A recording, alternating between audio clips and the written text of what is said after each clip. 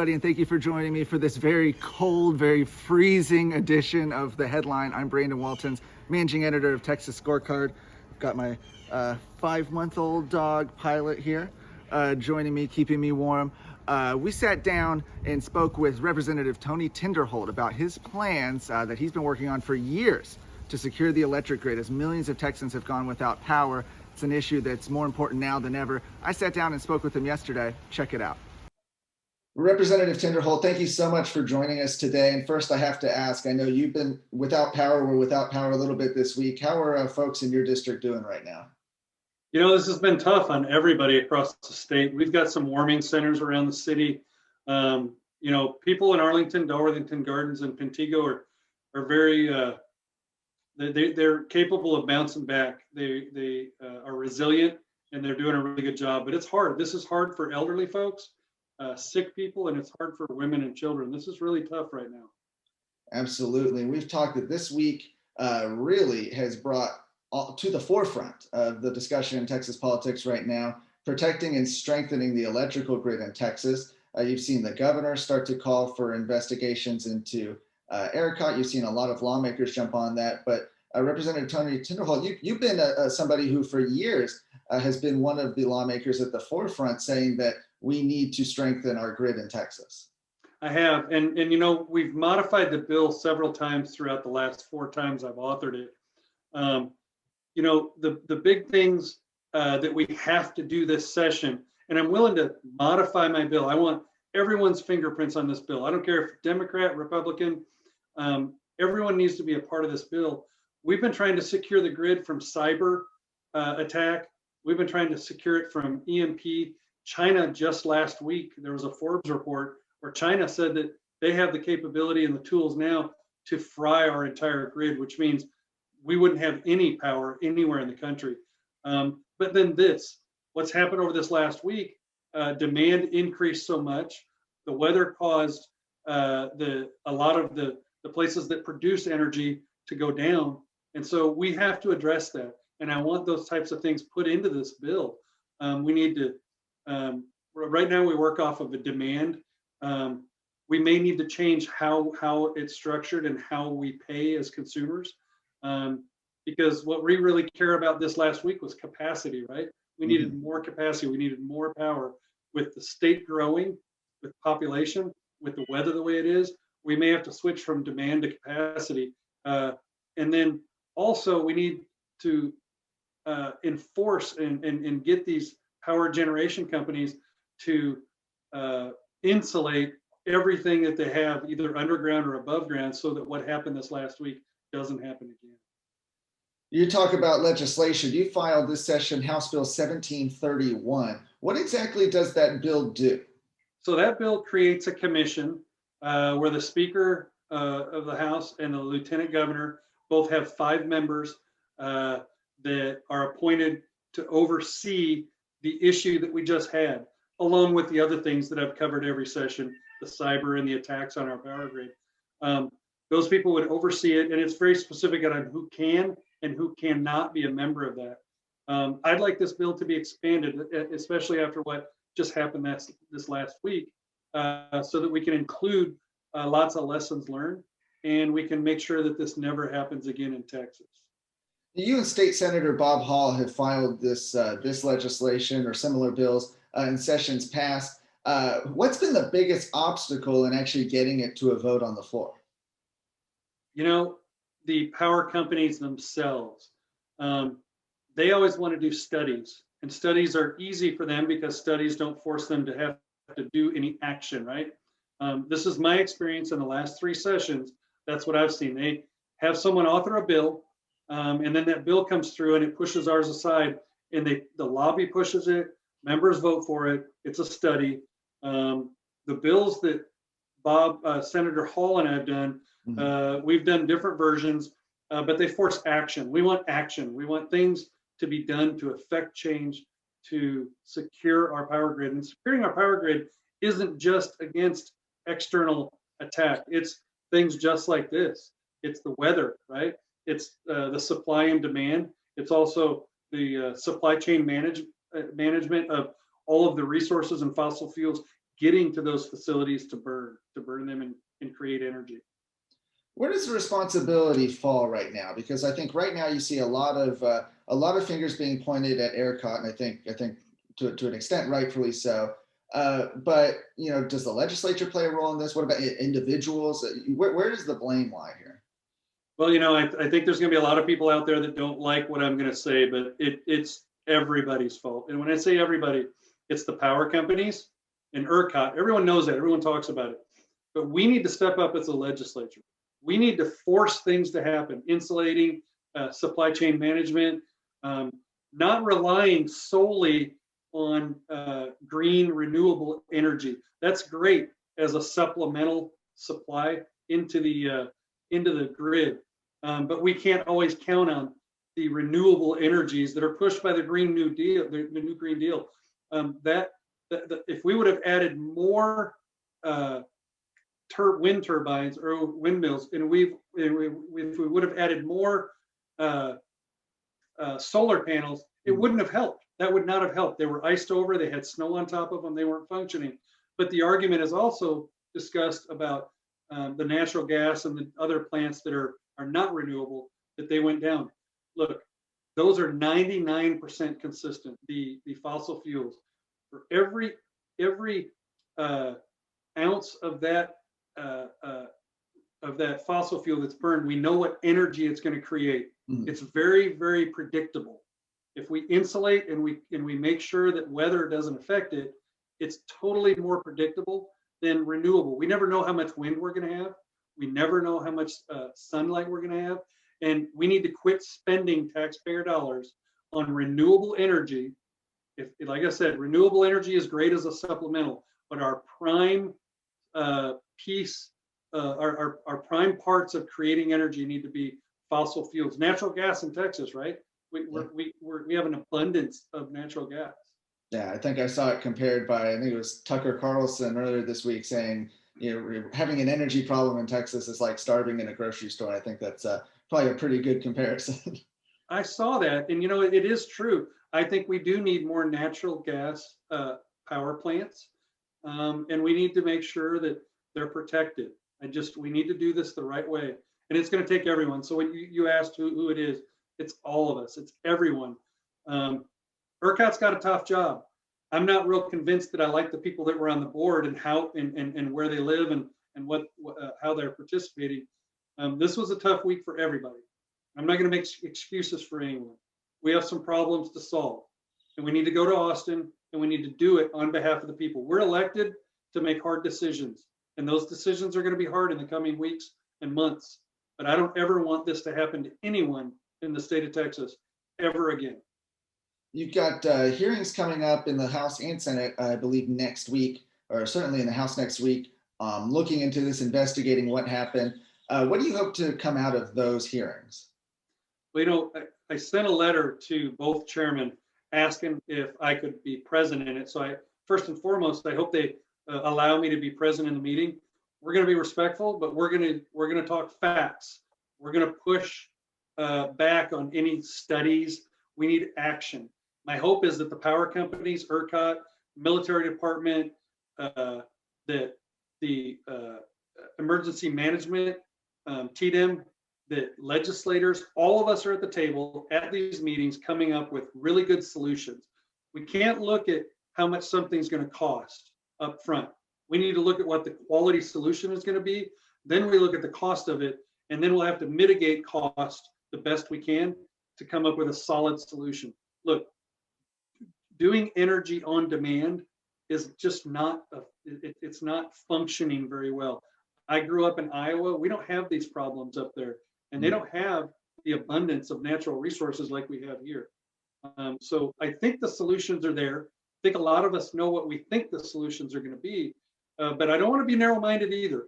I think we need to solve this problem with weather and supply chain management, but we also have to protect it from cyber, from Iran, North Korea, Russia, China getting in, using cyber warfare to be inside of our grids and shutting them down or modifying them, and also from weapons and solar flares as well. But there are nations out there that have the ability to take out our power grid. We got a small taste of how horrible it was a small fraction of Texas had to endure it, and we were one of them.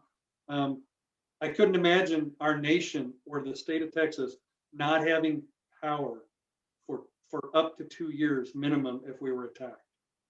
Absolutely. Last question for folks who want to help out, want to see this bill or see similar legislation cross the finish line. What should they do? I would tell them contact your legislator or contact our office. Tell us the ideas that you have.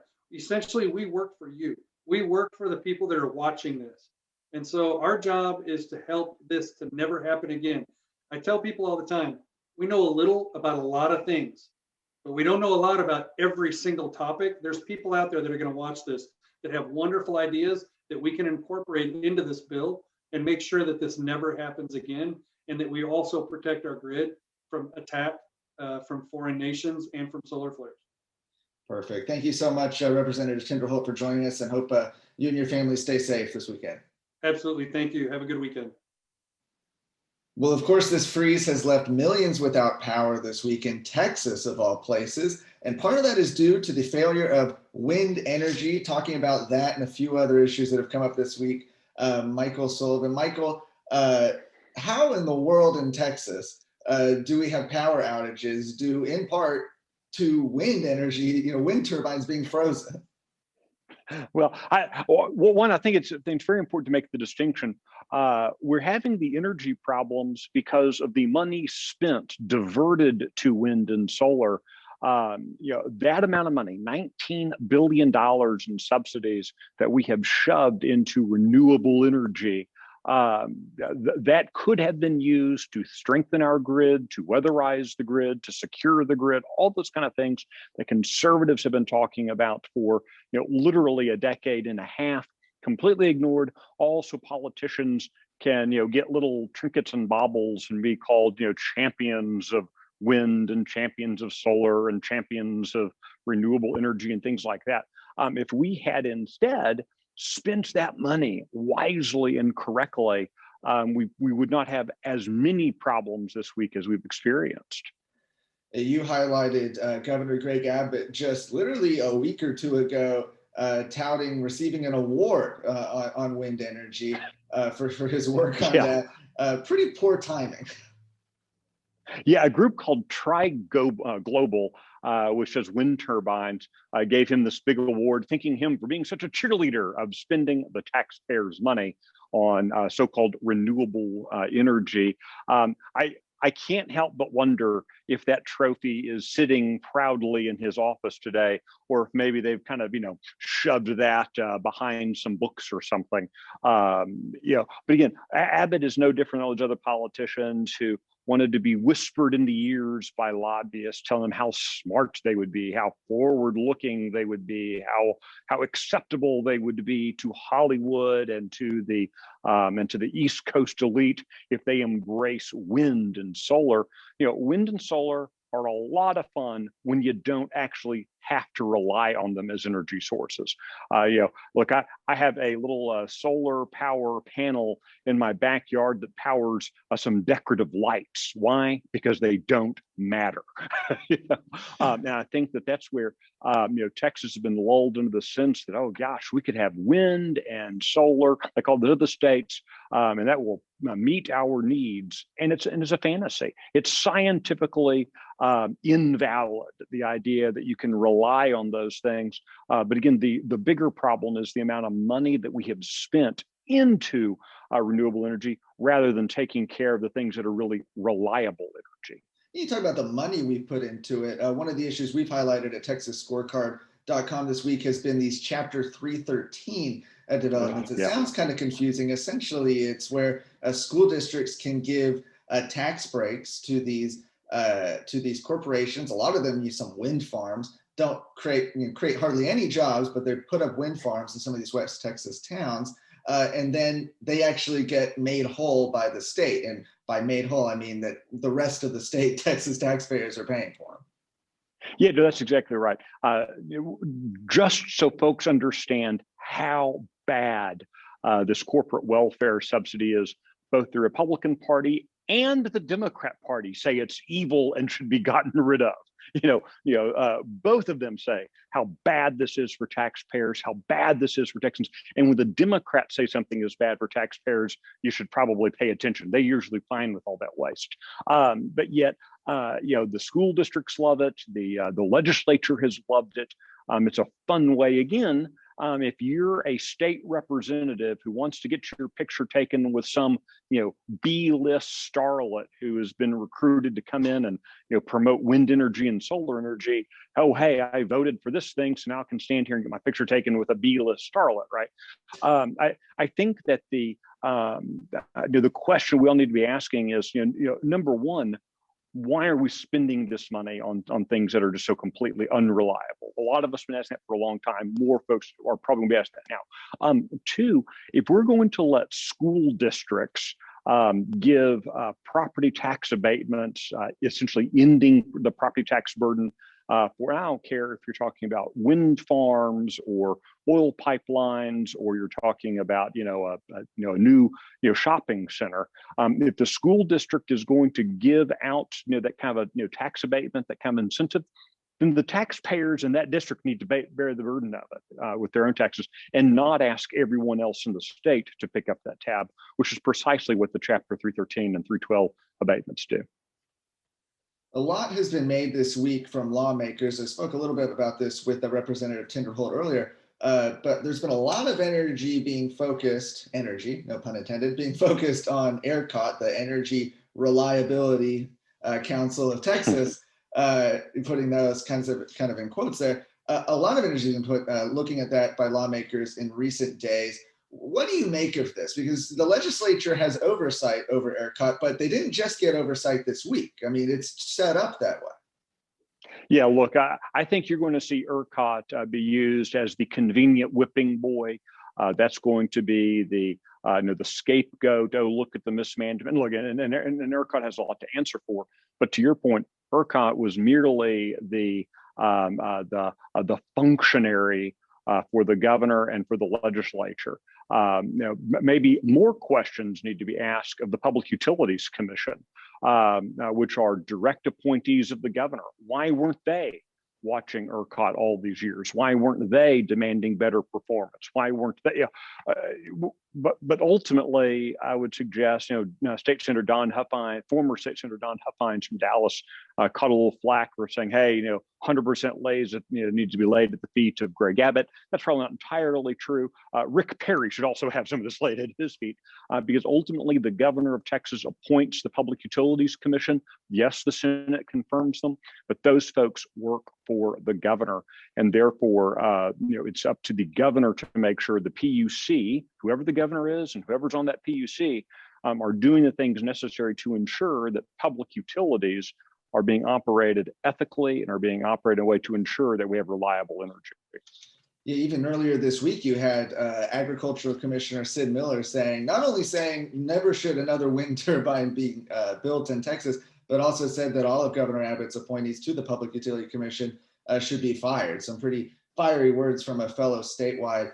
We're going to see what the legislature does in the coming weeks. As I mentioned before, they have a hearing coming up next week to investigate ERCOT and investigate what led to these outages. And so we'll be following all of that at texasscorecard.com. Last question, Michael, do you have power? I have just gotten word that power at home has been coming off and on. We, like a lot of folks, we live in Austin, so we have no water, not even water coming through the drain through the pipe, let alone dirty water. Dirty water would be preferable to no water, I guess. But look, if you're dumb enough, like I've been, to live in the city of Austin, I guess you deserve having no power and no water. The People's Republic of Austin proving you should not let government be in charge of anything that is necessary for your life and existence. The city of Austin manages and runs the power company. The city of Austin runs and manages the water company. And so as a result, they are woefully mismanaged. Again, one of the many things that hopefully the good that will come out of this is maybe some questions asked about why in the world we continue to have government-owned utilities to begin with. Absolutely. Well put. Well, thank you for joining us, Michael. Thanks, Brandon. Well, thank you again for joining me on this edition of The Headline. I'm Brandon Waltons. If you have any comments, any questions, concerns, please feel free to drop them down there in the comments if you're watching this on Facebook. Right now, I'm going to go inside and warm up. Please stay safe, stay warm. Have a great weekend.